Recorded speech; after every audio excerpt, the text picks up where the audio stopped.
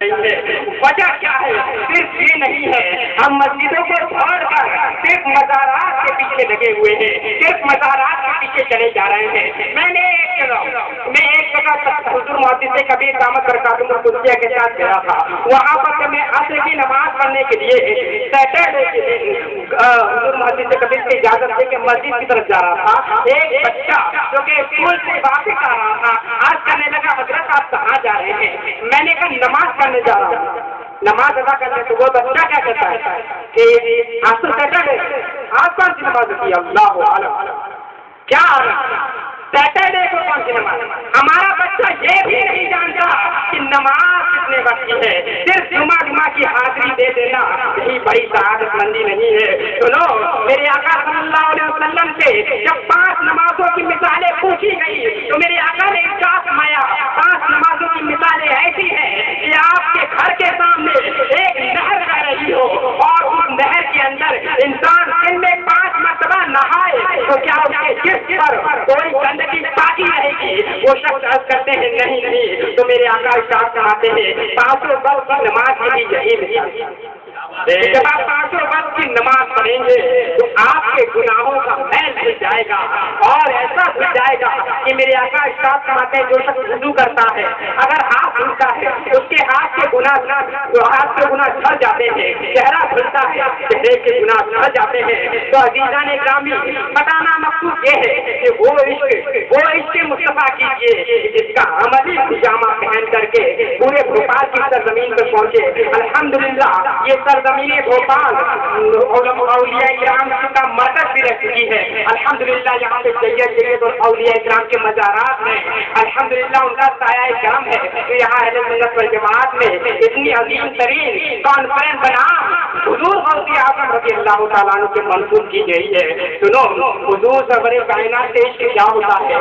حضرت علامہ یوسف النبہانی ہے جو کہ اعلیٰ حضرت علیہ رحمہ کے ہم عصر تھے، اعلیٰ حضرت کے زمانے میں موجود تھے اور نبہان میں رہا کرتے تھے۔ رفیق و نبہان سے مدینہ منورہ سر اللہ شرف و تعظیمہ زیارت رسول کریم صلی اللہ علیہ وسلم کے لیے حاضر ہوتے تو حضور سرور کائنات کے مزار کے اندر نہیں بلکہ باب جنت البقیع کے دروازے سے کھڑے ہو جاتے، وہیں سے ہاتھ باندھ کر صلوات السلام کا نذرانہ عقیدت پیش کرتے۔ کسی شخص نے عرض کیا اے علامہ صاحب، علامہ یوسف نبہانی آپ اتنی دور سے حضور کی بارگاہ میں آتے ہیں اور چوکھٹ پہ دروازے ہی پر کھڑے ہو کر صلوات السلام کا نذرانہ پیش کر کے چلے جاتے ہیں۔ ارے اندر جائیے، اندر جا کے صلوات السلام کا نذرانہ پیش کیجیے تو اس کے مجھ عاشق رسول کا دل تڑپ اٹھتا ہے۔ ارشاد فرماتے ہیں سنو، ارے کتوں کا کام گھر کے باہر ہوتا ہے اندر۔ علامہ یوسف نبہانی نے فرمایا کتوں کا کام گھر کے باہر ہوتا ہے، گھر کے اندر نہیں۔ ہم دربار رسالت آپ کے کتے ہیں، بتاؤ یہ عشق رکھتے تھے ہمارے عزیزان گرامی۔ حضور امام عشق و محبت پر سیدنا سرکار اعلیٰ حضرت رضی اللہ تبارک و تعالیٰ عنہ کی ذات ہے۔ جب ان کی وصیت نامہ لکھا جا رہا تھا اس وقت اعلیٰ حضرت عظیم البرکت رضی اللہ تعالیٰ عنہ ارشاد فرماتے ہیں کہ میری قبر حد سے آدم بنانا، یعنی جتنا بڑا میں ہوں اتنی بڑی میری قبر بنانا۔ تو لوگوں نے پوچھا حضور اتنی لمبی قبر کسی کی بنتی نہیں ہے، صرف بیٹھنے کے حساب سے بنتی ہے، اور آپ ارشاد فرماتے ہیں وصیت میں کہ حد سے آدم فتح آدم کے برابر میری قبر بنانا۔ تو اعلیٰ حضرت ارشاد فرماتے ہیں سنو، اس مسئلے کو تم نہیں سمجھتے، ارے اس کے مصطفیٰ کی پہچان یہ ہے کہ قبر میں امام احمد رضا کی جب حضور سرور کائنات تشریف لائیں گے تو میرا عشق گوارا نہیں کرتا کہ میں بیٹھ کر سلام پیش کروں، ارے مصطفیٰ میں سلام پیش کروں گا۔ میں جب ان کی آمد ہو سب ان کی شوکت کے لاکھوں سلام۔ عزیزان گرامی، آج اس کے مصطفیٰ کا نعرہ لگانے والے لوگ جب ان کے ماں باپ کہتے ہیں بیٹا نماز کے لیے چلے جاؤ تو آج کیا کہتے ہیں oh mom oh dad please do not interfere in my personal life. ارے کیا تمہاری پرسنل لائف ہے؟ اگر یہ نہ ہوتے تو میں دنیا میں آج نہیں ہوتے، لائف نہیں بلکہ ڈیتھ ہو گئی ہوتی۔ اور باپ کو ڈیڈ کہتے ہیں پہلے ہی سے جانے آلریڈی ایک مرا ہوا۔ عزیزان گرامی، ہماری ذہنیت کو کیا ہو گیا ہے؟ اس کے مصطفیٰ کا یہ کیسا دعویٰ، اس کے مصطفیٰ کا دعویٰ کرے اور ماں باپ کو چھڑکے، جبکہ قرآن فرماتا ہے فلا تقل لہما اف، انہیں اس تک نہ کہو، انہیں اس ये भी है कि उनको कोई बात में उनकी आवाज बुलंद न करो। हमारे अखलाक में सहाबी रसूल का वाक़या आता है, वो बारगाह मुस्तफा में हाजिर हुए, कहने लगे या रसूलल्लाह सल्लल्लाहु अलैहि वसल्लम, मैंने अपनी माँ को और अपने बाप को इस हालत में हज कराया, कंधे पर बिठा करके 6 किलोमीटर चल करके मक्का आया।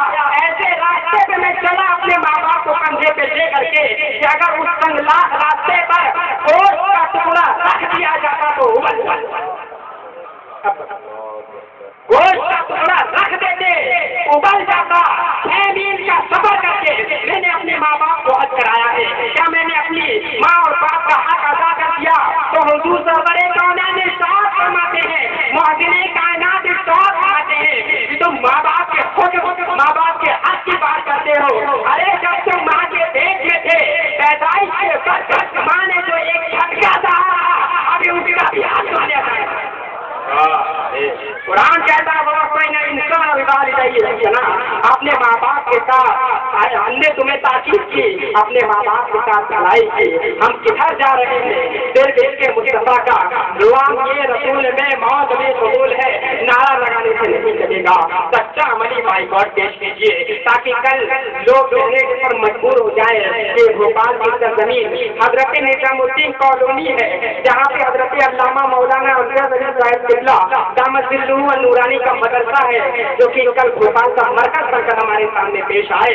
और हर भोपाल का बच्चा ये कहने पर मजबूर हो जाए कि गुलाम ये रसूल में बहुत भी गुलाम ये रसूल में, और हर बच्चा कहने पर मजबूर हो जाए इश्क मोहब्बत, इश्क मोहब्बत, इसके रिसालत, इसके रिसालत। ऐसा हमारे भाई बात पेश कीजिए। अल्लाह तबारक व तआला हमें मज़हब हक, अहले सुन्नत वल जमात पर कायम व दायम रखे। यही मजहब हक है, इसी मजहब पर हमारे अखलाक रहे, इसी पर गरीब नवाज रहे, इसी पर गौसे आज़म कुतुब रब्बानी महबूब सुब्हानी सैयदना शेख अब्दुल कादिर जिलानी कुतुब रूह नूरानी रहे।